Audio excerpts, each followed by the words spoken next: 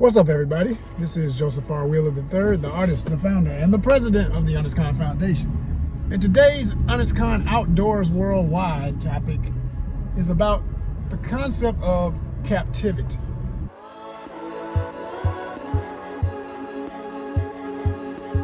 Now, I want to be specific in what I'm going into when I speak of captivity.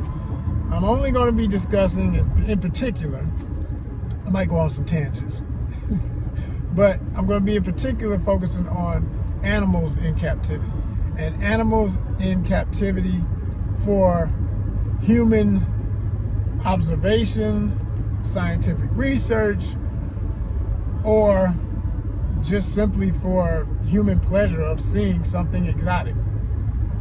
That last part is the main part I think I'm going to be focusing on. So, as a man, once a boy, it's a very common boy thing, or at least it was in my era of growing up, for boys to go outside and explore and want to play with the icky things that most girls might not want to touch, but not saying all don't, because some girls love to pick up snakes and bugs and everything else they can get their hands on, just like most boys, right?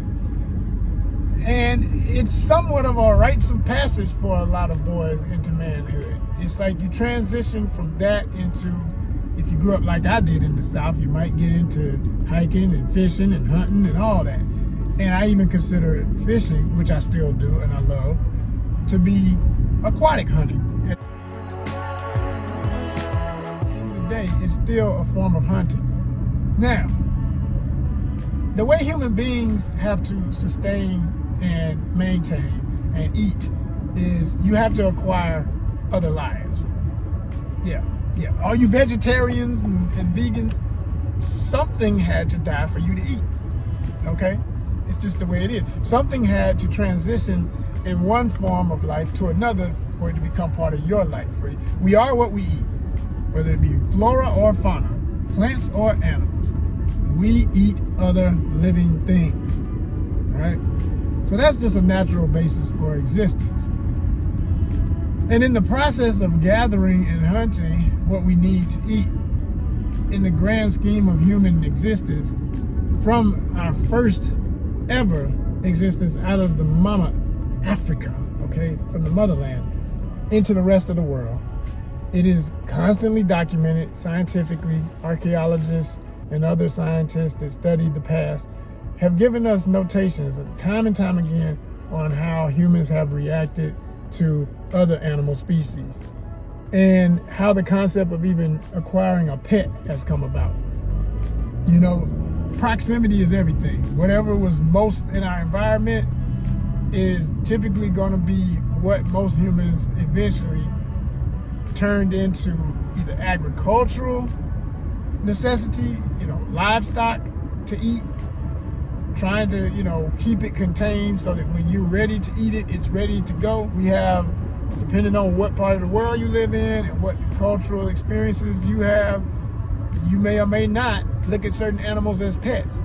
It's strange to a lot of Americans, but I will never forget getting my mind right about the way, in some, I can't say it strong enough, SOME, it does not apply to all, okay? In some parts of the world, yes, in some places, a dog is not a pet, or it may be kept as a pet the same way you might keep a chicken and treat it like a pet until one day you get ready to eat it, okay? So the same goes for dogs in some cultures. The same even goes for some cats in some cultures. So even though that may seem strange to most Americans, because those are the two top pets, okay, dogs and cats are the number one pets in America. And then you get into exotics, as they say, which ironically in some other places in the world, what we call exotic ain't exotic. That's the cat and the dog, okay? Some lizards and some snakes and things and all that are typically considered exotics are actually the pets, and that other stuff is stuff we might eat, in other places. And that doesn't make anybody inferior, that don't make anybody backwards, that don't make none of that. It's just a difference in existence. And I can't stress enough proximity, because in my travels, and I haven't been a whole lot of places yet, but I've been a lot of really interesting exotic places. I've been to Malaysia, I've been to Mexico, I've been to República Dominicana.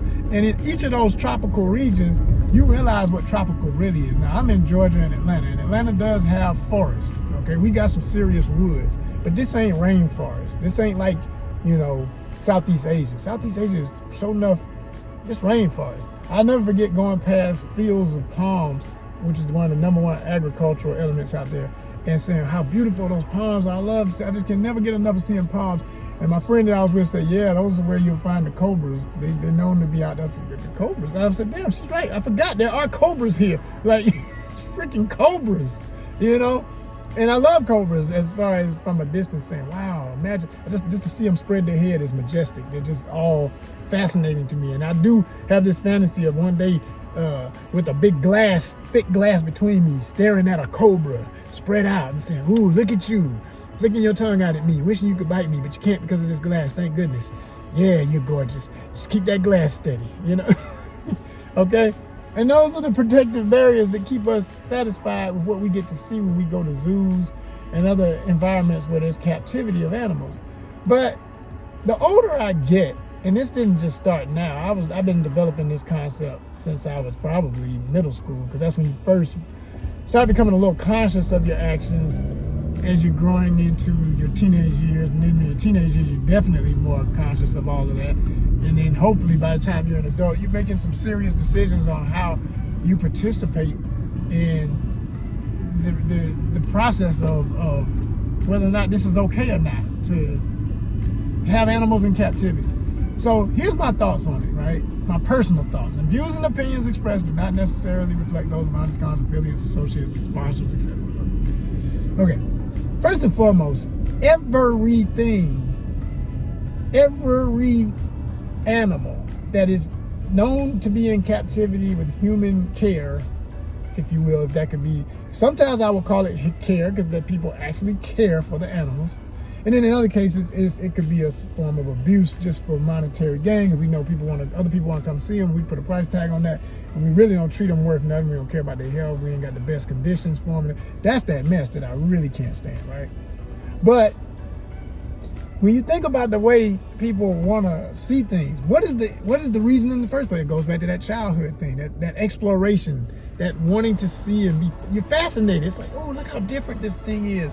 I love lizards. You see a lizard going up a wall, I love to watch I'm like, look at how you can just climb that.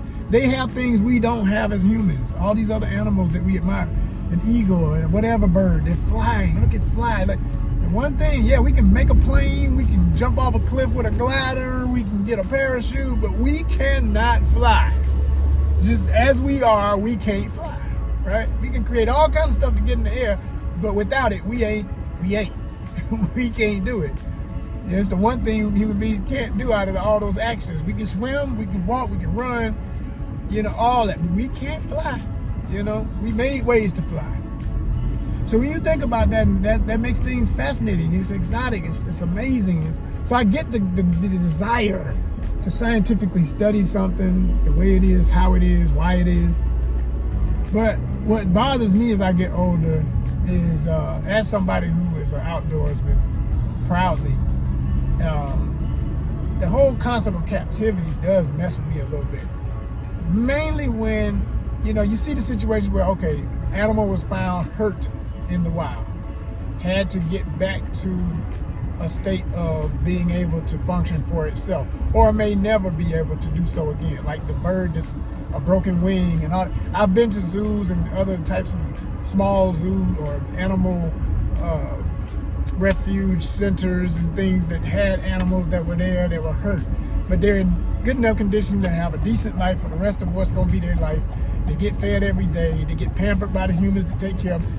That to me is the best and only, personally, best and only situation for quote unquote captivity. And in essence, it may not even be considered captivity. I mean, the word might not fit, it depending on the conditions of how they're being held and what their living quarters are like and things like that. Because nothing's more disgusting to me than to see, like, when I go to a place and I say, man, damn, this thing is meant to run for miles and it's in a box. This thing is meant to fly and migrate and it's in a cage. This thing is meant to just run in ways that a human being could never run. And it becomes a thing like, are you just that jealous of the animal that, you know, but for your own gratification of seeing it because it's beautiful, you got to hold it in this thing? Something wrong with that for me. Something wrong with that for me. It's always been something wrong with that for my reptiles. They don't need us. Okay, that's something going on in most people's minds. Like, oh, you know, it needs me. No, it doesn't. It doesn't need you. You want it to need you because you need to see it. You like seeing it. It makes you happy to see it, to hold it. Great, but don't lie to yourself and say it needs you. It's just like to be, you know, this is a hard one for a lot of people. Cats don't need us. There's been scientific studies that show that's why cats always hunt. You know, you have to have a cat declawed, and that's, to me, ridiculous. Like the animal, what? Because you don't want it to scratch up your cat? Well, then don't have a cat that's indoors. Like, just, I've dealt with cats, and it wasn't my choice to have a cat. It was a family cat, and I've dealt with all that. You know, run in there and pull them off the scratching post that he done turned into a scratching post that's actually an element of the home that's not meant to be a scratching post, but he's ripping it up, and you gotta come in there and get your fat behind her, and he go running every time like it's just a game. I done been through that. I done that. And there's nothing wrong with having these animals at this point in our history with cats and dogs. I'm saying I don't think it's normal to pretend to yourself that this animal needs me. Now, dogs are a different story because of the breeding of dogs. It's been scientifically proven. The many breeds of dogs are not the result of anything. They're from wild roots, but they're so far removed from wild roots, they could not survive without us. There have been scientific studies to show that if a dog that is being fed every day does not know how to hunt for itself, it would starve to death because it's going to constantly rely on that human. That's why they say dog's man's best friend. Well, you're a man. The dog's best friend is you too, because they need men and women and responsible children to come feed them. But these other animals don't. They're perfectly okay by themselves. Now, like I said, in situations where they've been injured or something, and it's a refuge for that, it's like a hospital for broken animals, I get that. I can see that. But some of these other things, when you find out the real how it's done, where really literally hunters are sent out to capture the babies and take them to these places and create places like SeaWorld. Have you seen Blackfish about the orcas? It'll make you not want to ever see another dolphin or orca show. I hate it. Yeah, you gonna feel some kind of way about that.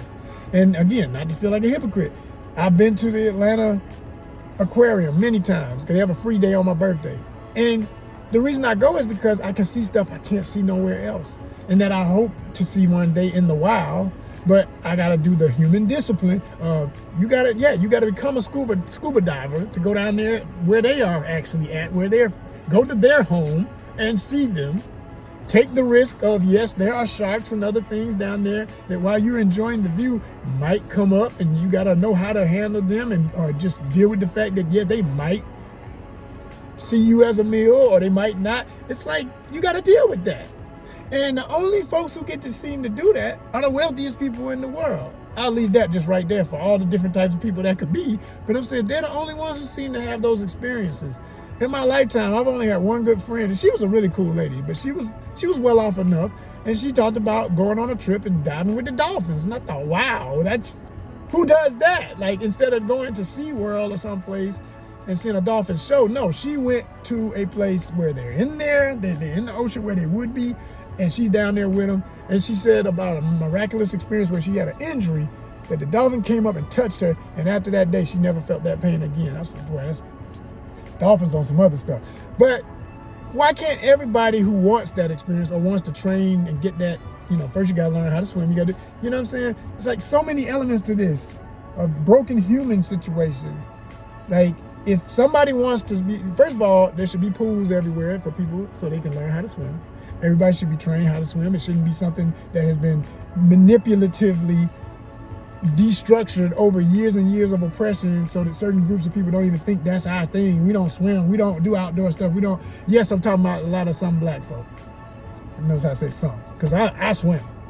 I've told you, I grew up hunting. I grew up fishing. I do all this stuff that quote unquote, that's white people bullshit. Okay? It's anybody's, and it was originally black folk activities in Africa, first people's activities. It's been broken down over time. through all types of oppression, through urbanization of a person's character to the point they only think between buildings and bus terminals and cars and rides and malls and fast food and all the things. City shish. That ain't the only life to live. And some of us have had a blend of all that and more. We are well-rounded. And I say that when you got that, you start to see that even human beings, because we know the history of slavery and things, other forms of captivity, are still being captive to these narrow confines of how to live a life, or what they deserve to be able to see, experience, understand, study, etc. So therefore, those who do have and create these, systems of oppression and things to keep people in places where they're not able to just have access to half of this stuff. Okay, well, the zoo is the closest you're going to ever get to a real lion or whatever. How the hell can you tell a black child of African roots that they can't ever see another lion other than one in captivity? You're not telling them that, but in a way you are, if you keep them limited to where they can never go to Africa and see it with their own two eyes. So it's important, and it's a passion to me, that people explore, so that we don't, for many reasons, it's so layered, but everybody who's been listening and really paying attention to what I'm talking about here doesn't think I'm on too many tangents to understand the bottom line here. The bottom line of the equation, the equal sign, is this. If people are able to all have access to the resources necessary to truly explore, you'll have less need, or there's never really been a need, you'll have less desire and want, because it's all about wants and greed culture, to put things in captivity, and people think, I gotta go see it broken down, not in its natural state, and that's more entertaining than what they do in the wild anyway, because I want it tamed and I want it subservient to me and my needs. I want a rattlesnake to do a dance with a hat on or something instead of being a freaking rattlesnake. Let a rattlesnake be a rattlesnake, damn it. You know what I'm saying? Like, this is what I'm on. That's just me, And so I don't know. I wanted to share those thoughts. It's like I say, it's multi-layered. I said a lot. Hopefully it's got you thinking a lot. Let me know what y'all think in the comments. Peace out.